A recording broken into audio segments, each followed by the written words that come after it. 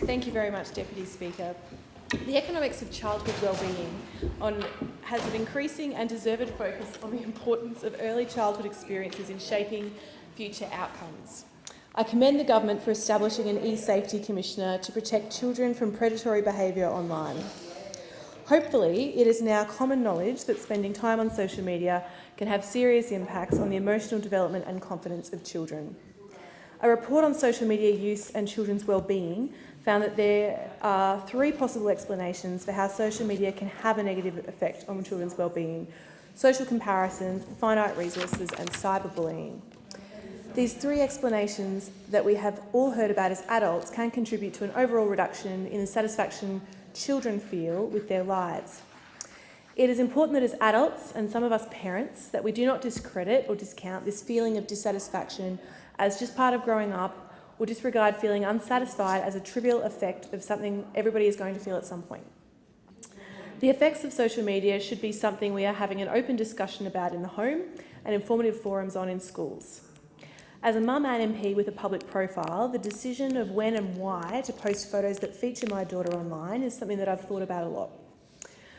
While the work of the e-safety commissioner is vital, it would be remiss of us to think that our children were only being targeted by sexual offenders or societal pressures when they are online. Data is now the world's most valuable resource.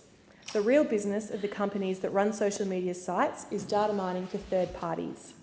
Although we own the information we post, the social media company reserves the right to transmit it to third parties. For example, Facebook can and does sell information to advertisers and publishers that use Facebook for advertising.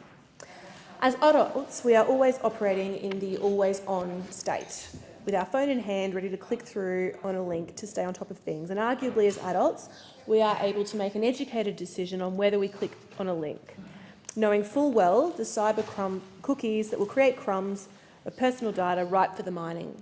But what about our kids? A survey on the BBC's children's station found that more than 3/4 of 10 to 12-year-olds had social media accounts. Here in Australia, the legal age to have a Facebook account is 13, but worryingly there is evidence that the statistic might be false, with 27% of minors having reported that they entered a false age to get on the site.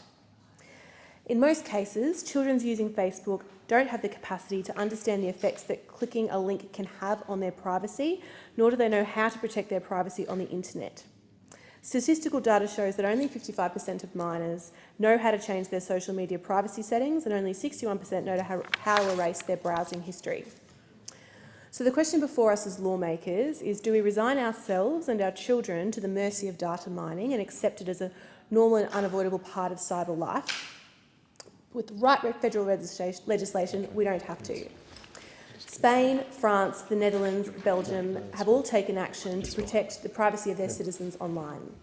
In Spain, personality rights and the right of protection of personal data is enshrined in their constitution and regulated by the Act for Civil Protection of the Right to Honour, Privacy and Image. Each right has its own sphere of protection. The right to honour, the right to privacy of image and the right to personal and family privacy are privacies that are guaranteed. In 2016, the French Federal Court of Appeals struck down a Facebook term because it created such an egregious imbalance of rights in favour of Facebook at the disadvantage of the user. And possibly the most significant legislation in modern privacy security, the European Union introduced strict new data privacy and security laws in May 2018, imposing harsh fines against those who violate privacy and security standards. The legislation places the onus on data controllers to prove they are complying with the legislation and to ensure that the protection of data is considered by design and by default. The EU legislation also places restrictions on when a person's data can be processed, with unambiguous consent to enter into a contract, to comply with a legal obligation, to save somebody's life, to perform a task in the public interest, or if the processor has a legitimate interest that doesn't contravene another person's right to freedom. In comparison, Australia's Privacy Act does extend to protection against Facebook, but will not grant protection of data for personal use, and we cannot enforce privacy rights against an individual. I urge the government to consider the privacy rights of the child on the internet, especially the ability of children to consent to access to data in this bill. As Senator Elizabeth Warren said, if we do not have a seat at the table, we are probably on the menu.